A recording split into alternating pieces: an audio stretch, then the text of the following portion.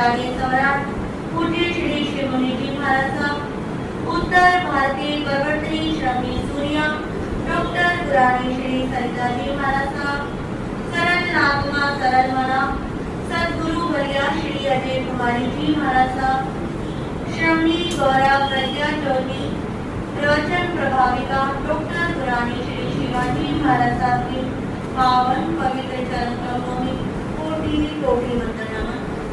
आज की प्रातःकालीन प्रवचन सभा में आप सबका हार्दिक स्वागत है, हार्दिक अभिनंदन है।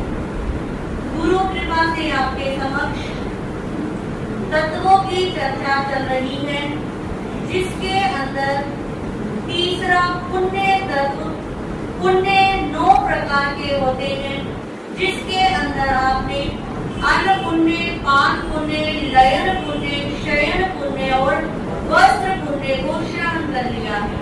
आज आपके समक्ष आ रहा है छठा पुण्य, जिसका नाम है मन पुण्य। पूर्व के 5 पुण्य ऐसे थे जिसको करने के लिए पदार्थ की आवश्यकता रहती थी, धन की आवश्यकता रहती थी। जिसके पास कुछ होगा वही दूसरों को खाना खिला सकता है, वही पानी पिला सकता है, वही रहने के लिए स्थान दे सकता है, वही शयन इत्यादि के लिए वस्त्र दे सकता है और वही कपड़ों का भी दान कर सकता है। आज जो ये छठा पुण्य आ रहा है, ये कह रहा है कि इसके अंदर किसी चीज की आवश्यकता नहीं है, इस पुण्य को कहीं बाहर से नहीं लेकर आना है, ये पुण्य के अवसर तेरे भीतर ही है। बस तुझे आवश्यकता है तो अपने मन को संयमित रखने की, मन को उस वस्तु के साथ जोड़ने की। जब मन वस्तु के साथ जुड़ जाएगा, व्यक्ति के साथ जुड़ जाएगा, तब तेरा प्रवेश पुण्य में हो जाएगा। तो मन से हम कैसे पुण्य कर सकते हैं? एक बार एक राहगीर था। पहला जमाना, चलते चलते बहुत तेज प्यास लगती है। अब दूर देखता है कि एक व्यक्ति ने टेबल लगा रखी है और उसके पास ऐसा अनुमान हुआ कि बहुत सारा पानी है। जैसे कह सकते हैं वो मटके से क्या पिला रहा हो और पानी पिला रहा हो। और जैसे जैसे उस व्यक्ति के पास पहुंचा और कहता है मुझे पानी पिला दो, मुझे बहुत तेज प्यास लग रही है, यदि पानी नहीं मिला तो मैं बड़ा परेशान हो जाऊंगा।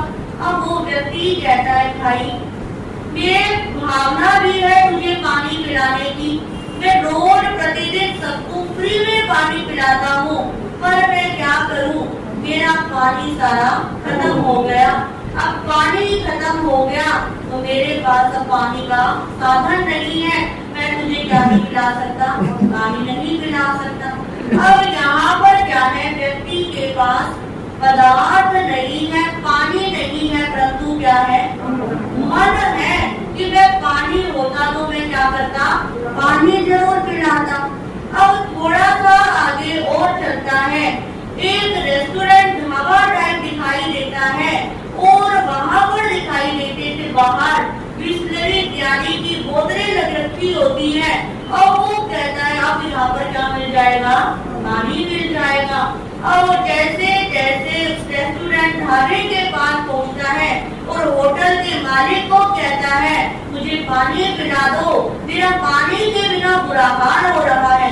और वो होटल का मालिक कहता है क्या तूने यहाँ पर पानी रख के गया था, क्या तेरे का मैं वो लग रहा हूँ मुझे पानी पिलाने के लिए, क्या तूने मुझे नौकर समझ रखा है जो मैं तुझे क्या पिलाऊंगा, फ्री में पानी पिलाऊंगा, चल यहाँ से क्या हो जा, चला जा। अब यहाँ पर पदार्थ है परंतु क्या नहीं है, भावना नहीं है।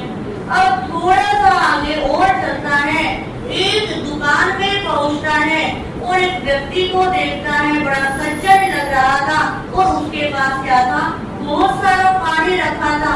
उसे कहता है कि पानी नहीं मिला तो मेरे प्राण निकल जाएंगे, इतनी देर हो गई मुझे पानी पीने को नहीं मिल रहा। अब वो दुकान में दुकान का सर्वेंट था। अब वो कहता है भाई तुझे देख के मेरे मन में दया भी आ रही है और मेरे पास क्या है, पानी भी है, परंतु मैं बिना मालिक की आज्ञा के क्या नहीं पिला सकता, तुझे पानी नहीं पिला सकता। मेरी मजबूरी है कि मैं तेरी क्या नहीं कर सकता, मदद नहीं कर सकता। अब वो व्यक्ति, उसका मन भी है, पदार्थ भी है, परंतु क्या नहीं है, देने में समर्थ नहीं है। अब वो बेचारा मुंह लटकाता हुआ आगे क्या करता है, बढ़ता है और देखता है, चलते चलते गांव दिखाई देता है, झोपड़ी। अब वो सोचता है झोपड़ी के अंदर कोई व्यक्ति मिल जाएगा और वो मुझे क्या पिला देगा, पानी पिला देगा।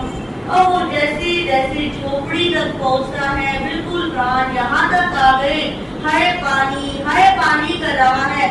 इतने में बुढ़िया माँ निकल के आती है और कहती है, क्या हुआ बेटा? वो कहता है, माँ मुझे क्या पिला दो, पानी पिला दो। यदि पानी नहीं पिलाया तो मैं अभी बेहोश हो जाऊंगा।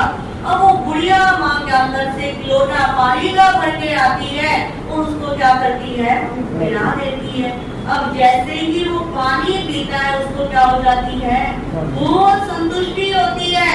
इतना ही नहीं, वो बुढ़िया माँ कहती है, बेटा ऐसा लग रहा है तू बहुत देर से चल रहा है, तू बहुत थका हुआ है, तू बैठ, मैं तेरे लिए जूस निकाल के लाती हूँ। अब वो जूस निकालती है और बच्चे को दे देती है। फिर थोड़ी देर दोनों में बातचीत होती है और कहती है, बेटा इतना समय तुझे चलते चलते हो गया, दोपहर खाने का समय भी हो रहा है, मैं तुझको क्या खिला देती हूँ, खाना खिला देती हूँ। अब उसको खाना खिला देती है और कहती है, तेरे लिए 2-4 पूरी मैंने एक्स्ट्रा बना दी, अब तू जब जाएगा तो तेरे साथ क्या कर दूंगी, बांध दूंगी। अब वो जब जाने लगता है तो एक पहले के जमाने में कपड़े की पानी की बोतल चलती थी कि उसके अंदर पानी डाल देते थे और पानी ठंडा भी होता रहता था और वो लंबे समय तक भी चलता था। उस बुढ़िया माँ ने उसके साथ एक पानी की थैली भी क्या कर दी, तैयार कर दी। अब उस बुढ़िया माँ ने देखो एक अपने मन के साथ एक साथ कितने क्या कर लिए, पुण्य कर लिए। उसको पानी पिलाकर पुण्य कर लिया, उसको खाना खिलाकर अन्न पुण्य कर लिया, उसको रहने का स्थान देकर लयन पुण्य कर लिया, उसे कुछ देर अपने घर में बिताया, उसे शयन पुण्य कर लिया और साथ में पानी का पृथ्वी की थैली देकर वस्त्र पुण्य भी क्या कर लिया, कर लिया। अब ये 5 पुण्य उसने किसके सहारे किए, मन पुण्य के सहारे किए। यदि वो उसका मन नहीं होता तो वो क्या नहीं मिला सकती थी, पानी भी नहीं मिला सकती थी। मन नहीं होता तो खाना भी नहीं खिला सकती थी। मन नहीं होता तो रहने के लिए स्थान भी नहीं दे सकती। तो ये पुण्य कहता है कि हे मानव, तेरे पास सब कुछ है, परंतु यदि तेरा मन किसी की मदद करने के लिए नहीं जुड़ा तो तेरा दान करने का कोई फायदा नहीं है। यदि मन से कुछ दान कर रहे हो तो ही वो आपका क्या बनता है, पुण्य बनता है। कुछ लोग ऐसे होते हैं, गरीबों की मदद भी कर देंगे, सब कुछ कर देंगे, फिर कहेंगे क्या तूने मेरा जैसा व्यक्ति देखा कि मैं तेरी क्या करता हूँ, कितनी मदद करता हूँ, क्या तुझे ऐसा व्यक्ति कभी मिल सकता है, क्या तूने ऐसा खाना कभी आज तक देखा है। तो वो सब कुछ करके भी मन के माध्यम से कर्मों का क्या कर लेते हैं, बंद कर लेते हैं। प्रभु कहते हैं मन एक विद्युत के समान है, एक बिजली के समान है। आपने घर में बड़ा सुंदर घर बनाया, उसके अंदर बहुत सुंदर सुंदर लाइटिंग लगा ली, सब कुछ कर लिया, परंतु यदि मीटर का कनेक्शन ही नहीं लिया या लाइट ही नहीं है, क्या वो आपकी जो आपने फिटिंग करवाई है सुंदर सुंदर, आज के समय में कितने स्टाइलिश क्या लग गई है, लाइटें चल रही है, क्या उस लाइटों का प्रयोग कर सकते हो, नहीं कर सकते। तो कितनी भी लाइटें लगी हुई हो, उसका प्रयोग कब होगा, जब बिजली होगी, जब विद्युत होगी, तभी आप क्या कर सकते हो, रोशनी कर सकते हो। उसी प्रकार प्रभु ने कहा कि मन पुण्य भी आप तभी सारे पुण्य भी तभी कर सकते हो जब एक आपके साथ आपका मन जुड़ा होगा, क्योंकि कहते हैं मन ही मनुष्य के लिए बंधन का कारण है और मन ही मनुष्य के लिए मुक्ति का कारण है। मन से ही कर्म बढ़ते हैं और मन से ही कर्म क्या होते हैं, झड़ते हैं। मन एक ऐसी वस्तु है जो कभी दिखाई नहीं देती। क्या हम देख सकते हैं? क्या हमारे बॉडी पार्ट के अंदर मन का कोई स्थान है? नहीं है।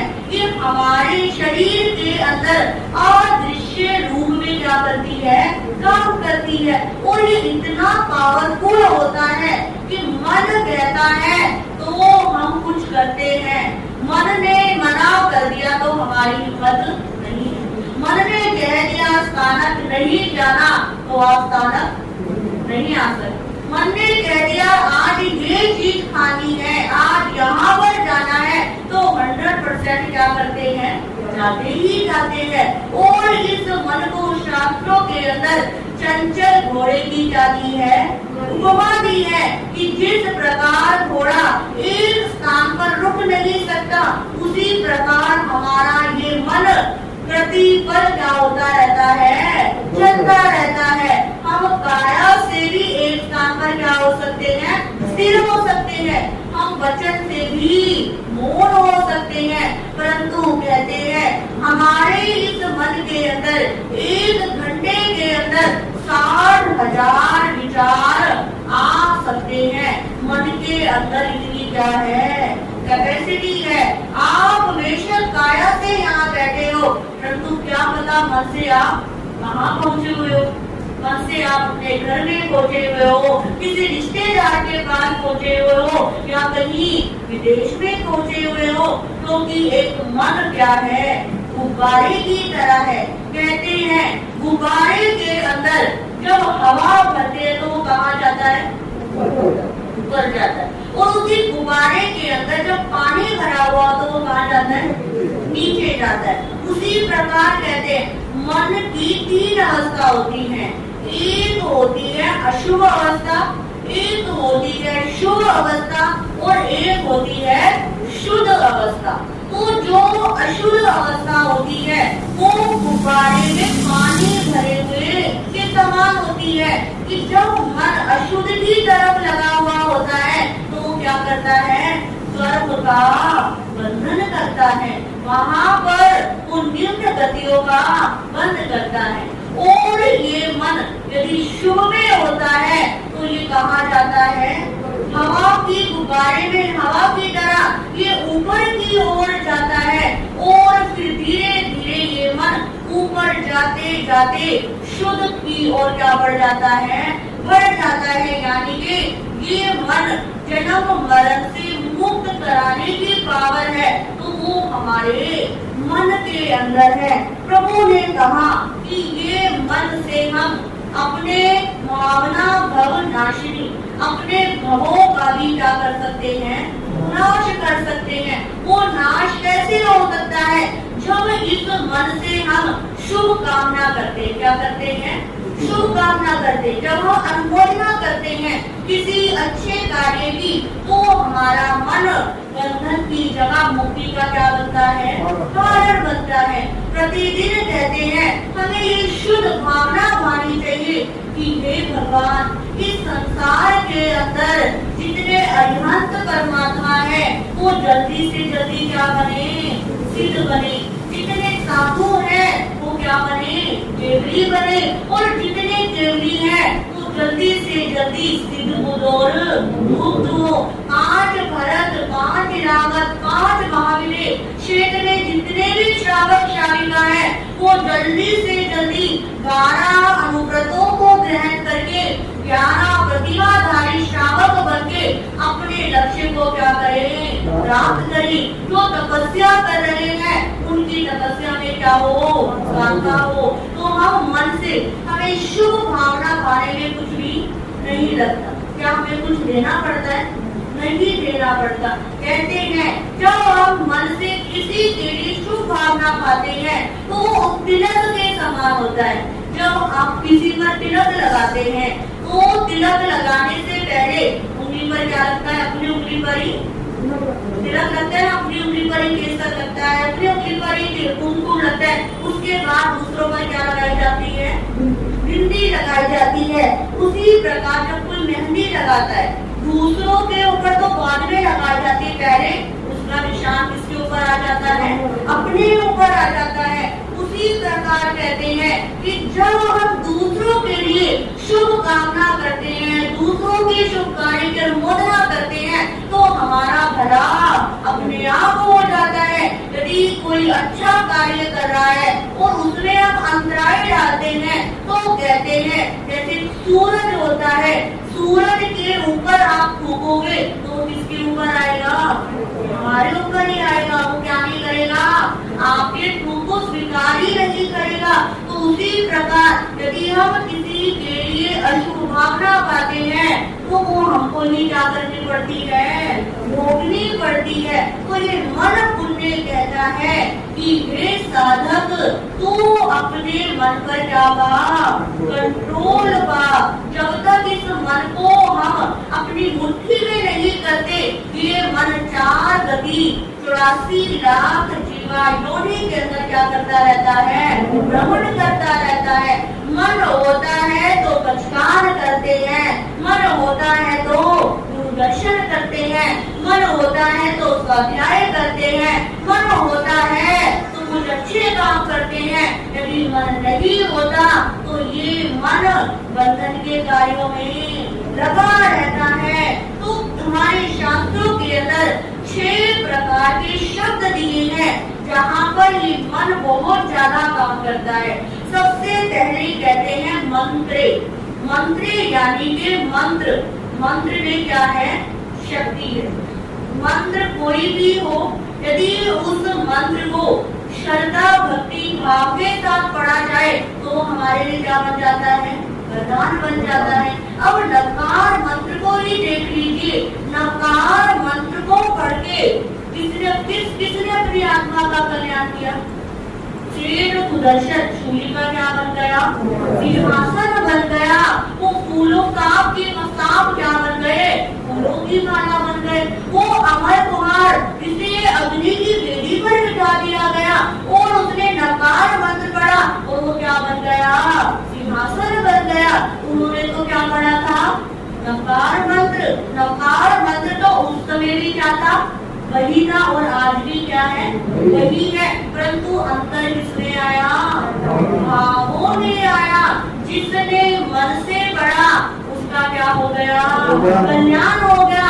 और जिसने सोचा इतना समय हो गया पढ़ते पढ़ते, इतनी माला हमने कर ली, इससे तो कुछ होता ही नहीं। अरे जब मन जोड़ोगे तभी तो होगा।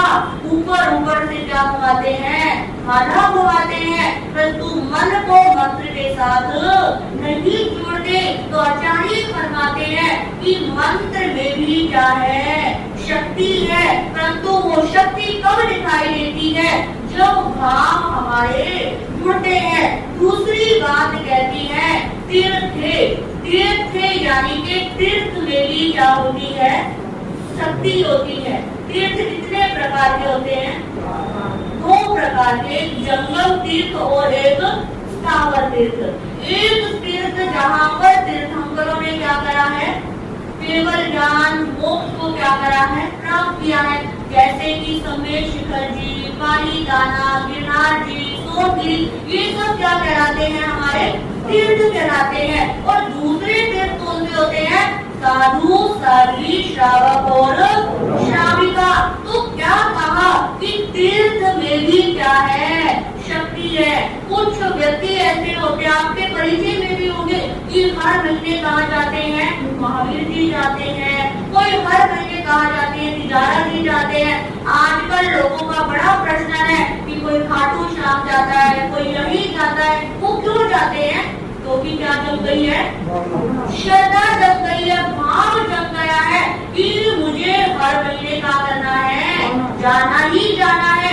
यहाँ पर जाने से मेरे ये काम क्या हो गए हैं? बन गए हैं। तो दूसरी बात क्या कही कि तीर्थ में भी शक्ति है।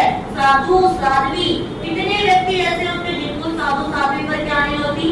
श्रद्धा ही नहीं होती, विश्वास ही नहीं होता। वो दर्शन करना है, शक्ल देखना भी नहीं चाहते। और कितने ऐसे होते हैं जो साधु साध्वी के बिना काम नहीं करते, उनके मामले भी क्या करते हैं, सबसे पहले सुनते हैं। इच्छुक कब काम आती है, जब इसके साथ हमारा भाव जुड़ा हुआ होता है। तो कहते हैं तीर्थ में भी क्या है, शक्ति है, पर वो शक्ति तब काम करती है जब हमारा मन उसके साथ जुड़ा हुआ होता है। फिर तीसरी बात कहते हैं देवे। देव कौन होते हैं हमारे, देव उसे मानते हो, अरिहंतो में देवो, कि अरिहंत परमात्मा ही क्या है, मेरे देव है। सिर्फ बोलने के, बताओ, सिर्फ बोलने के अभी पता लग जाए कि इस भगवान की पूजा करने से, अभी इनको बिठाने से कितना कुछ हो जाता है। सभी उनकी क्या शुरू कर देते हैं, पूजा शुरू कर देते हैं। अभी किसी भगवान की स्थापना नहीं करनी, परंतु हमारे जैन धर्म में स्पेशल स्थानकवासी जो जहाँ कह दे वही क्या हो जाते हैं, पहुंच जाते हैं। क्यों पहुंच जाते हैं, क्योंकि अपने धर्म में अपने देव के ऊपर शक्ति नहीं है। क्या आपकी प्रेरणा से कोई दूसरा व्यक्ति आपके धर्म को स्वीकार कर रहा है? किसी ने अपने अरिहंत परमात्मा को हमारा अपना परमात्मा माना, तो क्या कहा कि अरिहंत परमात्मा यानी कि जिन्होंने 4 घाती कर्मों का क्या कर दिया, क्षय कर दिया, उनके पास भी क्या है, शक्ति है। चंदन वाला इन्हें क्या पूछा करी थी कि जब भगवान आएंगे तभी मैं क्या करूंगी, प्रार्थना करूंगी। वो भगवान महावीर उस समय कौन से रूप में थे, अरिहंत रूप में थे या सिद्ध रूप में, अरिहंत रूप में थे। यानी कि भगवान भी उस समय वहां पर पहुंचे, क्यों, क्योंकि उसकी क्या जुड़ी हुई थी, भावना जुड़ी हुई थी। और क्या कहते हैं, आंखों में हो आंसू और होठों में हो नाम, क्यों नहीं आएंगे भगवान, क्यों नहीं आएंगे भगवान। यदि आपके भीतर सच्ची श्रद्धा है, सच्चा विश्वास है, मन से पूरी तरह धर्म पे समर्पित है, तो अरिहंत परमात्मा भी क्या है, हमारे सामने है। अभी इस समय भरत क्षेत्र के सबसे नजदीक महाविदेश क्षेत्र, जहाँ पर अरिहंत परमात्मा श्री सिमंदर स्वामी भगवान क्या है, विराजमान है। वहाँ पर 24 घंटे क्या चलती रहती है, देशना चलती रहती है। तो प्रतिदिन सुबह उठकर ईशान कोण में हम 3 बार टिकटों के पास से अरिहंत परमात्मा को वंदन नमन कर सकते हैं कि हे भगवान, मेरी कौन सी जन्म का पुण्य उदय होगा कि जब मैं आपकी शरण को स्वीकार करूंगा। तो तीर्थंकर के तीर्थ देव के अंदर ही क्या होती है, शक्ति होती है। अगली बात कहते हैं देवज्ञ। देवज्ञ किसे कहते हैं, यानी कि ज्योतिषी। ज्योतिष भी आज के समय में बहुत सारे हैं, हर किसी का अपना अपना क्या है, ज्योतिष है। परंतु आपको किस की बात पर विश्वास होता है, क्या आप हर किसी की बात पे विश्वास कर लेते हो? जो आपके प्राचीन चले आ रहे हैं या जिसकी बात आपको लगी, इन्होंने कहा ये सही हुआ, आप उसी पर क्या करते हैं, विश्वास करते हैं। और उसने जो कह दिया वो आपके लिए पत्थर की क्या हो जाती है, लकीर हो जाती है। तो आचार्य कहते हैं कि देवज्ञ में भी शक्ति है, पर वो शक्ति तब काम करती है जब आपकी भावना जुड़ी हुई होती है। अगली बात कहते हैं औषधे। औषधे यानी के दवाई। दवाई के अंदर भी क्या है, ताकत है, इसको मानते हैं। परंतु वो दवाई, कई लोगों को वहम होता है कि मैं इस डॉक्टर की दवाई खाऊंगा तभी मैं क्या होऊंगा, ठीक होऊंगा। यदि किसी डॉक्टर के पास चले गए तो वो क्या नहीं होते, ठीक ही होते, क्योंकि मन में क्या बैठा हुआ है, इसके पास गया, इसने दवाई दी तो मैं ठीक। कुछ व्यक्ति ऐसे होते हैं जिनको सस्ते डॉक्टर पे क्या नहीं होता, विश्वास। किसी बड़े डॉक्टर पे जाएंगे, अच्छी फीस देंगे, अच्छी दवाई खाएंगे, 1 डोज में क्या हो जाते हैं, ठीक हो जाते हैं। तो क्या कहा, दवाई के अंदर तो पावर है, परंतु वो पावर कब काम करती है, जो उस दवाई के साथ आपका मन जुड़ा हुआ होता है कि मैंने डॉक्टर को दिखा लिया और अब मैं क्या हो जाऊंगा, ठीक हो जाऊंगा। अगली बात कहते हैं गुरु। गुरु के अंदर भी क्या है, ताकत है। आज इस संसार के अंदर सिर्फ भारत देश ही ऐसा देश है जहाँ पर सबसे ज्यादा क्या है, गुरु है।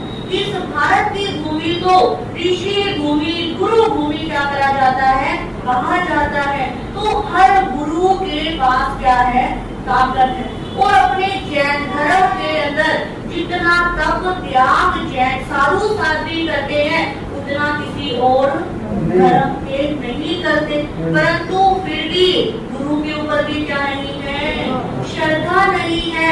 गुरु को भी लोग हल्के में क्या कर लेते हैं, समझ लेते हैं। अरे गुरुओं का तो काम ही कहना है, ये तो रोज ही क्या करते रहते हैं, बोलते रहते हैं, अरे रोज ही प्रवचन देते रहते हैं, हम तो क्या चलेंगे, अपने हिसाब से चलेंगे। परंतु आप कितने उदाहरण ऐसे हैं कि गुरु का एक बार कृपा दृष्टि मिल गई, एक बार आशीर्वाद मिल गया तो उनके जीवन के क्या हो गए, बारे न्यारे हो गए। तो ये 5-6 बातें बताने का तात्पर्य यही था कि इन सबके साथ जब तक मन नहीं जुड़ता तब तक ये मन क्या करता रहता है, डावाडोल होता रहता है, इधर उधर ढूंढता रहता है।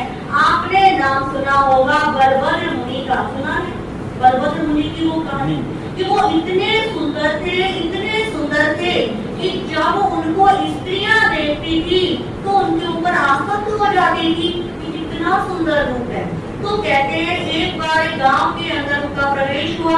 वो पहला जमाना मटके से पानी भरते थे और पलहारन के रूप में महिलाएं वो मटके से क्या भर रही थी, पानी भर रही थी। और जैसे ही मुनि को देखा उसके ऊपर इतनी आसक्त हो गई।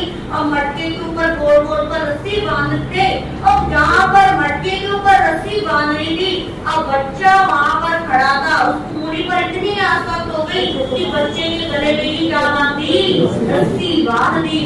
और वो मुनि एकदम से देख लेते हैं, अरे ये क्या, मुझे देखते देखते ही इतनी क्या हो गई, आसक्त हो गई, मन मुग्ध हो गई, जिसे पता ही नहीं लग रहा कि ये मटके को रस्सी बांध रही है या अपने बच्चे को रस्सी बांध रही है। तो उस समय को बलभद्र मुनि चिंतन करते हैं, यदि मैं आज ना देखता तो इस बच्चे का क्या हो जाता, आत्मा हो जाता। अब इसका निमित्त कौन बनता, मैं बनता। अब वो संकल्प कर लेते हैं कि अब से मैं नगरों में, गांव शहरों में नहीं आऊंगा, मैं कहाँ रहूंगा, जंगलों में रहूंगा। अब जंगलों में भी क्या कर रहे हैं, साधना कर रहे हैं। और जंगलों में जब ध्यान कर रहे हैं, एक त्रियंश के रूप में मृग उनकी ध्यान साधना से इतना प्रभावित हो गया। और वो चिंतन करता है कि ये मुनि कभी मैंने खाते हुए नहीं देखा, ये तो हमेशा क्या करते रहते हैं, ध्यान साधना करते रहते हैं। जब हम त्रियंश में खाने के लिए चाहिए, क्या इन मुनि को नहीं चाहिए होगा। और चिंतन करते करते पूर्व जन्म के संस्कार जागृत हो गए और वो पूरी आहार की विधि उस मृग को याद आ गई कि किस तरह मुनि की क्या होती है, चर्या होती है। और वो मृग के रूप में जंगल में ही ढूंढ रहा है कि कहीं कोई साधु की चर्या का निमित्त मिल जाए। और देखता है एक बढ़ई है और वो बढ़ई पेड़ पर चढ़कर क्या काट रहा था, लकड़ियां काट रहा है और पास में चूल्हे पर बनाकर कुछ खाना भी पका रहा है। अब मन में उपयोग लगाया कि ये बढ़ई है और क्या है, यहाँ पर खाना भी है। अब यहाँ पर मुनि का संयोग बैठ सकता है। उस त्रियंश के रूप में मुनि का दुपट्टा अपनी चोंच से पकड़ा, जहाँ पर पात्रे थे वहाँ पर ले गए। और मुनि भी समझ गए कि इसने क्या करा है, जरूर अपना उपयोग लगाया है। और मुनि के दुपट्टे को अपनी चोंच से पकड़कर जहाँ वो बढ़ई का क्या कर रहे थे वहाँ पहुँच गया। और बढ़ई ने भी जैसे मुनि को देखा एकदम अहोभाव से भर गया कि यार कितना बड़ा सौभाग्य है कि खाने से पहले मुझे मुनि को देने का अवसर मिल रहा है। अब वो कहते हैं वो मुनि जो आदि लकड़ी काट रहा था वो आदि छोड़कर नीचे उतरा और मुनि को आहार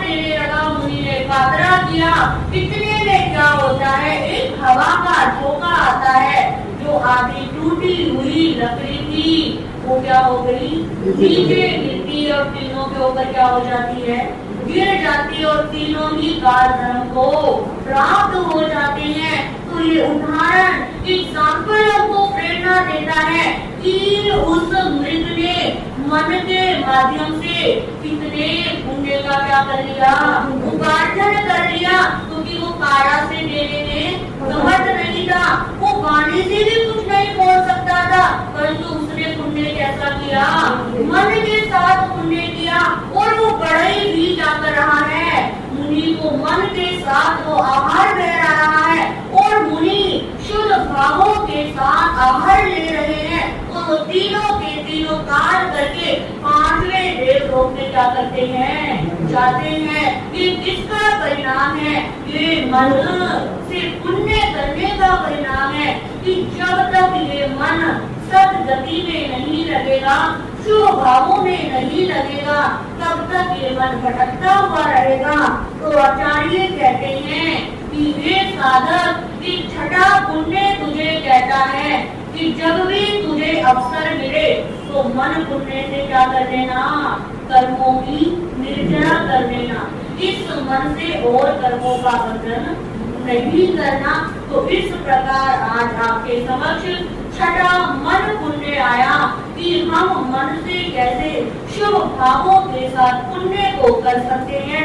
अब आपके समक्ष आगे वचन पुण्य कैसे आएगा, कैसे हम बोलने के माध्यम से दिन में प्रतिदिन कैसे पुण्य का उपार्जन कर सकते हैं, ये आप आएंगे और आपको सुनने से पता लगेगा।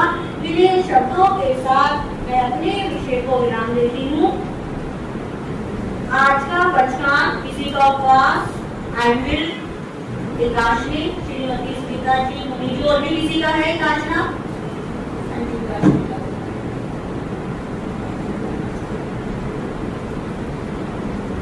क्या दूसरे तपस्या करने वालों को आज के सामूहिक बचकान के अंदर आज भिंडी का त्याग और भटूरे का त्याग, भिंडी और भटूरे का त्याग, भोसरे और माला के रूप में श्री सुमति नाथाय नमे, श्री सुमति नाथाय नमे की एक एक माला करेंगे। जैसा कि आपको वीडियो होगा, सबको पता ही लग गया होगा कि वीर अपार्टमेंट में हमारी एक सूचनाधिकारी जिनसे आप सब परिचित ही होंगे, यहाँ पर सबने बताया कि उन्होंने यहाँ पर स्वाध्याय मंडल की क्या करी थी, सबको पढ़ाना क्लासेस शुरू करी थी। श्रीमती राज रानी जी जो अब 6-7 साल से वीर अपार्टमेंट में चले गए हैं, उनका पिछले 9 दिनों से चौबिहारी उपवास, यानी कि 9 दिन उन्होंने चौबिहारी उपवास किया और कल शाम को 3:30-4 बजे के तकरीबन हमारे आत्मज्ञानी सदगुरुदेव योग प्रधान आचार्य सम्राट पूज्य श्री शिव मुनि जी महाराज साहब के पावन मुखारबिंद से उन्होंने पूर्ण सगाई, पूर्ण संस्कार क्या करा है, चौबिहारी, किसी भी चीज का आधार नहीं रखा, पूर्ण संस्कार उन्होंने लिया है। पूरी सचेत अवस्था में बार बार हाथ जोड़ते हुए कि मुझे क्या करा दो, संस्थाना करा दो, मुझे संस्थाना करा दो। तो इतनी बड़ी 83 इयर्स की एज में पूर्ण सचेत और जागरूक अवस्था में माता जी ने संस्थाना लिया है। तो उनके लिए हम सब शुभकामना करते हैं कि उनके को संस्थाने में साधा बनी रहे, कोई भी असाधा वेदनीय कर्म का उदय ना हो, अनंत परमात्मा स्थिर परमात्मा उनको शीघ्र अतिशीघ्र अपने कर्मों में क्या दे, नाम दे। क्योंकि संस्थारा लेना भी आसान होता है, दिलाना भी आसान होता है, परंतु संस्थारी के सहयोगी बनना बहुत मुश्किल होता है। तो उनके परिवार ने इस संस्थारे में वो सहयोगी बने, वो उसके लिए उनके परिवार को भी बहुत बहुत धन्यवाद, जिसके अंदर हमारे अमित जी, बंकू भैया का पूर्ण सहयोग रहा। और कल उस समय मैं भी यहाँ से गई थी और हमारे सुभाष भैया भी हमारे साथ थे। तो पूरे संघ के साथ वीर अपार्टमेंट की कुछ महिलाएं, उनके परिवार के सामने उन माता जी को संस्थाना दिलाया गया है। तो आपकी जिसकी जैसी भावना करे, आपके पास समय हो तो उनके निवास स्थान में जाकर आप उनको कुछ न कुछ धर्म ध्यान सुना के वहाँ पर अपने कर्मों की क्या कर सकते हैं, निर्जरा भी कर सकते हैं कि कब हमारा भी वक्त आएगा और हम भी क्या रहे, संसारा रहेंगे। हर किसी को संसारा नहीं आता, अच्छे से अच्छे साधु साध्वी को भी क्या नहीं आता, संसारा नहीं आता। तो ग्रस्त जीवन में रहते दिनों का जीवन तब मैं था जब मैं था, और उन्होंने क्या लिया, इस अवस्था में संसारा लिया। तो उनके लिए हमारी शुभ मंगल कामना है। अनुमोदना करना। हाँ जी, अनुमोदना अनुमोदना अनुमोदना बारंबार, अनुमोदना अनुमोदना अनुमोदना बारंबार।